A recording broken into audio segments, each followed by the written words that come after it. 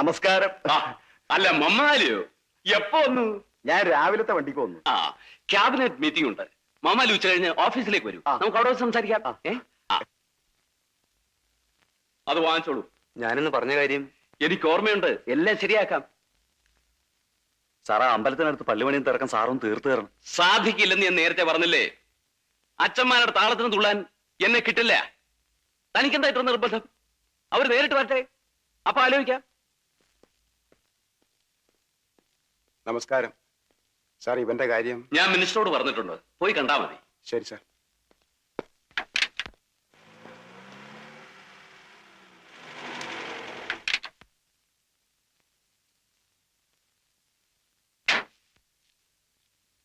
അല്ല, ഇതാര് കോശിയോ? വാ വാ. എന്തൊക്കെയുണ്ടോ വിശേഷങ്ങൾ? താൻ ഞങ്ങളെയൊക്കെ അങ്ങ് മറന്നു. അതല്ലേ ഞാൻ വന്നത്. വാ.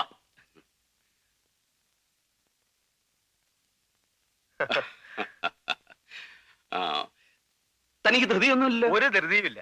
10 മണി ക്യാബിനറ്റ് മീറ്റിംഗ് ഉണ്ട്. അത് കഴിഞ്ഞാൽ ഉടനെ ഞാൻ എത്തിക്കോളാം. റെസ്റ്റർ. ചേട്ടൻ പോയിട്ട് വരൂ. ശേഖരൻകുട്ടിയില്ലേ ഇവിടെ? എനിക്ക് അയാളെ ഒന്ന് കാണണം. അവൻ അകത്തുണ്ടായിരുന്നല്ലോ. ശൈരകുട്ടി, ശൈരകുട്ടി. അല്ല, ഇത് ആര്? കോശിച്ചായന? ഇത് എവിടെ ആയിരുന്നു ഇത്രയും നാളും? നിങ്ങൾ സംസാരിക്കേ, ഞാൻ പോയിട്ട് വരാം. കോശിച്ചായ, നമുക്ക് അകത്തിരുന്ന് സംസാരിക്കാം.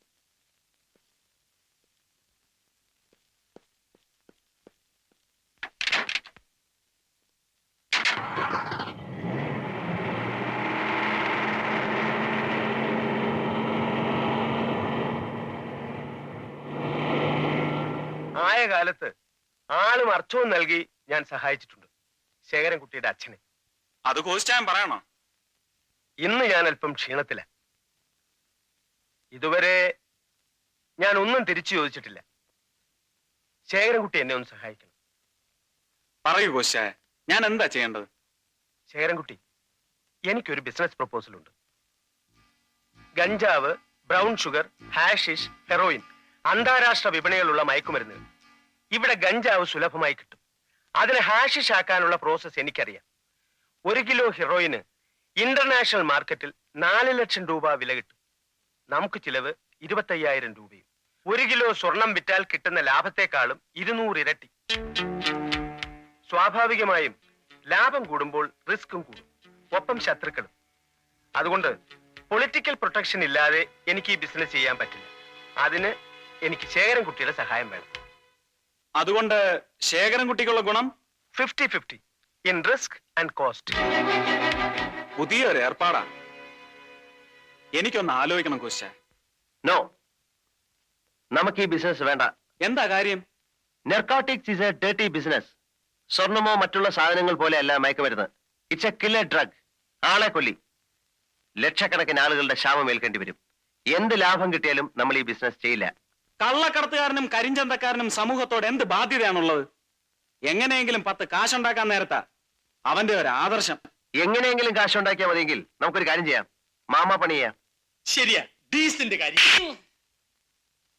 ഒരാൾ ഒരു പ്രപ്പോസലും കൊണ്ടുവന്നു, നിന്നോട് അഭിപ്രായം ചോദിച്ചു. നിനക്കിഷ്ടമില്ലാത്ത എനിക്കും വേണ്ട. എനിക്കല്ല, നമുക്ക് വേണ്ട.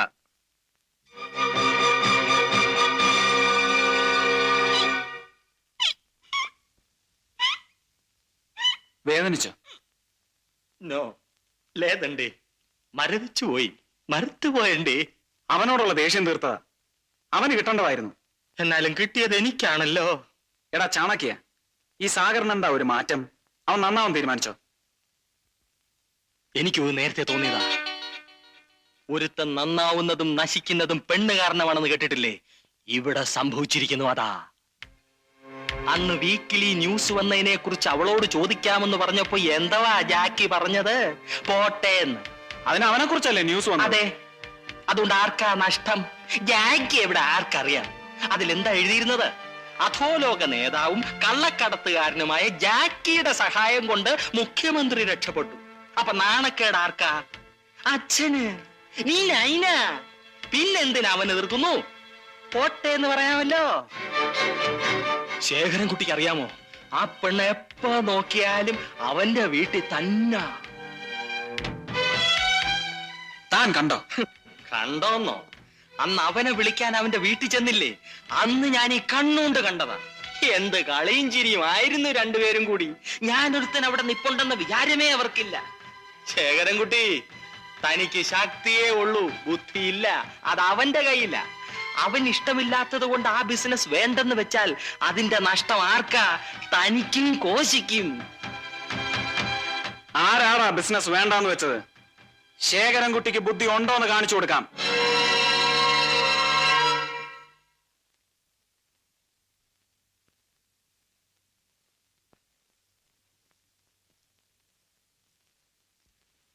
ലോറൻസ്, ഒരു ഗ്ലാസ് എടുക്ക. താനെന്താ വല്ലാതിരിക്കുന്നത്? എന്തു പറ്റി? ചാകര വന്നോ? കസ്റ്റംസുകാര് വല്ല കുഴപ്പമുണ്ടാക്കിയോ? പിന്നെ എന്താന്ന് വെച്ചാ പറയൂ. ശേഖരൻകുട്ടി ചതിച്ചു. ശേഖരൻകുട്ടിയും ആ കിഴക്കൻ ക്രിസ്ത്യാനിയും ചേർന്ന് പങ്കുവച്ചോടം തുടങ്ങി. തനിക്കും തുടങ്ങിയോ ആ ചാണക്യന്റെ അസുഖം? പരദൂഷണം പറച്ചിൽ. ഞാൻ ആരോട് ആരെ പറ്റിയാ പറയുന്നത് എനിക്ക് നല്ലോണം അറിയാം. പരിപൂർണ ബോധ്യമില്ല, ഞാൻ ഒന്നും പറയില്ല. എവിടെ അവരുടെ സ്ഥലം? നമ്മുടെ പഴയ സ്ഥലം തന്നെ, റോക്ക്ഫോർട്ട് ഗാർഡൻസ്.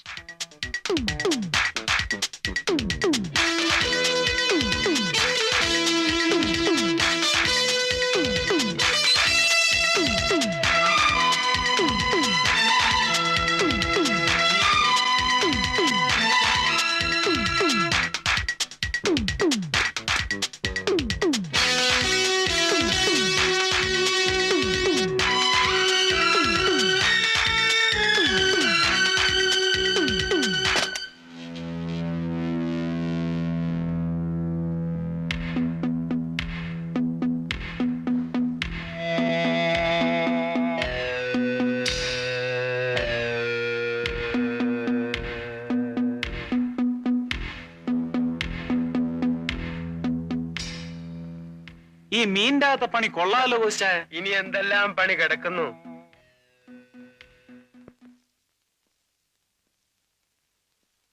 കോശ, നമ്മൾ ദുബായിക്ക് പോകുന്ന പിള്ളേരുടെ കയ്യിൽ ഇത് കൊടുത്തയക്കുമ്പോൾ അവർക്ക് വല്ല സംശയവും തോന്നിയാലോ?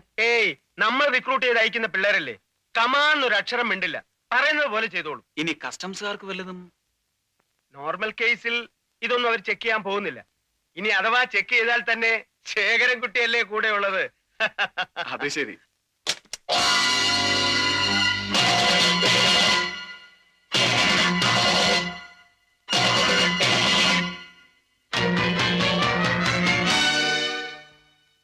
തീരെ പ്രതീക്ഷിച്ചില്ല അല്ലേ?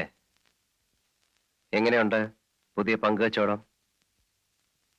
വഞ്ചനയും ചതിയും ഞാൻ വെച്ചു ഉറപ്പിക്കില്ല. ഇവിടെ ഒരു നിയമമേ ഉള്ളൂ, അത് നീ ആയിരുന്നാലും ശരി, ഞാനായിരുന്നാലും. നീ തന്നെ പറഞ്ഞ വാചകമാണിത്. പറഞ്ഞത് അബദ്ധമായി പോയെന്ന് ഇപ്പൊ തോന്നുന്നുണ്ട് അല്ലേ?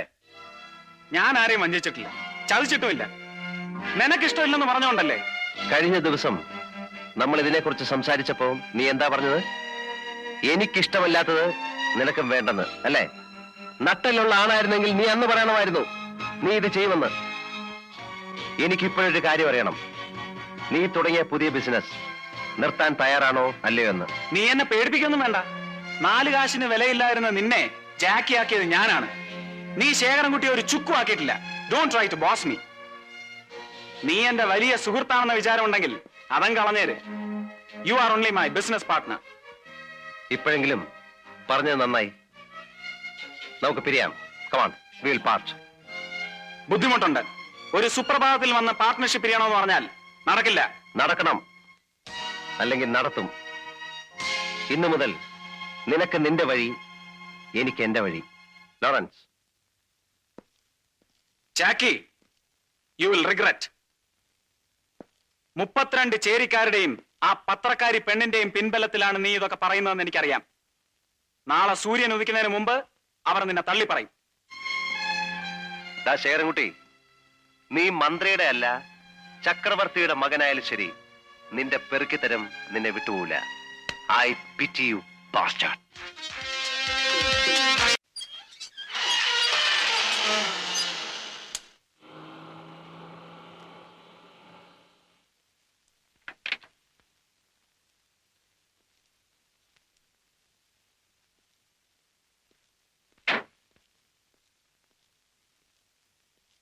ഒരു എഴുത്ത് എന്താ? തന്നാ ചൊല്ലു സാർ.